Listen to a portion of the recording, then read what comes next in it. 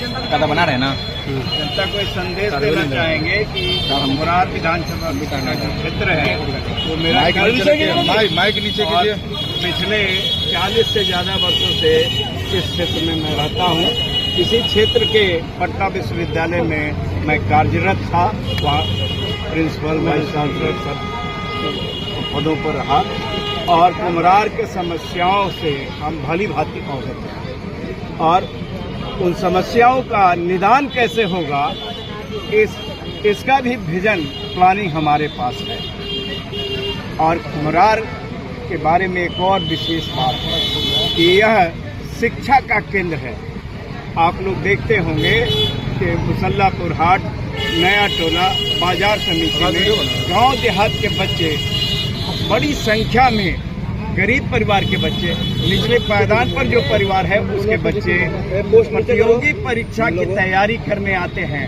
उनके बहुत सारी समस्याएं हैं, उन समस्याओं का भी निदान करना होगा क्योंकि वो बहुत अच्छी स्थिति में नहीं रह पाते हैं। एक छोटे से कमरे में रहते हैं, पीने का पानी सही से नहीं मिल पाता है। तो इन सभी समस्याओं का निदान करना होगा और कुम्हरार क्षेत्र को शिक्षा का केंद्र बनाना होगा, शिक्षा का हब बनाना होगा। और जब शिक्षा का केंद्र होगा तो उसका बाहर से भी बच्चे यहाँ पढ़ाई करने आएंगे और जो यहाँ के बच्चे बाहर जाकर के पढ़ाई करते थे वो भी हमारा रेवेन्यू बिहार में ही रहेगा और इससे एम्प्लॉयमेंट अपॉर्चुनिटी बढ़ेगा क्योंकि एजुकेशनल इंस्टीट्यूशन का विकास होगा।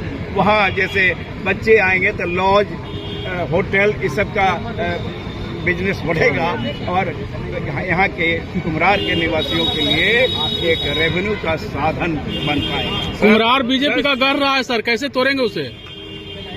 हमारे सर मानते हैं एनडीए का कुंबा रहा है वहाँ पर, तो जन सुराज अपनी साख की ताकत अब की बार कितना दिखाने जा रही है वहाँ से? बिल्कुल, युवाओं का इतना सपोर्ट मिल रहा, युवा इतने उत्साहित हैं इस बार बदलाव लाने के लिए और युवा शक्ति जब साथ आ जाती है तभी बदलाव होता है। जेपी एजुकेशन में भी हम लोग देख चुके हैं कि जेपी एजुकेशन में युवा जब साथ आए तभी वो सफल हो सका। अच्छा सर, जैसे शिक्षक को समाज का शिल्पकार कहा जाता है, आप जिस विश्वविद्यालय से आए उसी विश्वविद्यालय के हम लोग भी छात्र हैं, तो क्या मानते हैं कि आज जो शिक्षक मतलब छात्रों का शिल्पकार होता है तो कहीं ना कहीं आपके कुम्हरार के भी शिल्पकार होने का काम आपकी बात करेंगे? अब बिल्कुल बिल्कुल, इसलिए कि शिक्षा क्षेत्र का बहुत वर्षों का अनुभव है और विभिन्न पदों का अनुभव है। जैसे मैं व्याख्याता था, असिस्टेंट प्रोफेसर जो कहलाता है, रीडर था, प्रोफेसर था, head of the department of mathematics था, डीन फैकल्टी ऑफ साइंस था और फिर पटना साइंस कॉलेज का प्रिंसिपल था और उसी विश्वविद्यालय के फिर वाइस चांसलर भी हुए।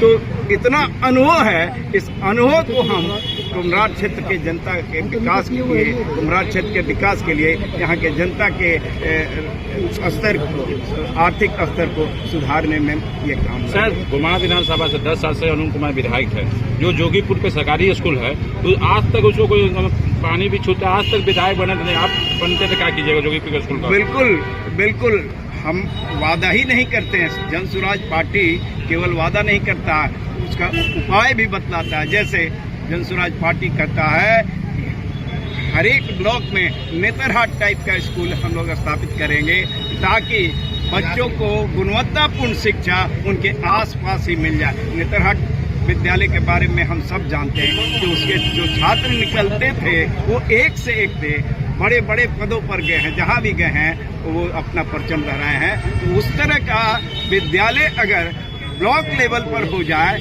तो हमारे बच्चों को कितनी आसानी होगी। हमारे यहाँ के बच्चे प्रतिभाशाली हैं, कठिन परिश्रमी हैं और पक्का इरादा वाले हैं और वो प्रतिभाशाली तो ही है, पक्का इरादा है, कठिन परिश्रमी है। तो निश्चित रूप से सही मार्गदर्शन अगर मिल जाएगा, गुणवत्तापूर्ण शिक्षा मिल जाएगा तो वो किसी मुकाम को हासिल कर सकते हैं, किसी ऊंचाई पर पहुंच सकते हैं।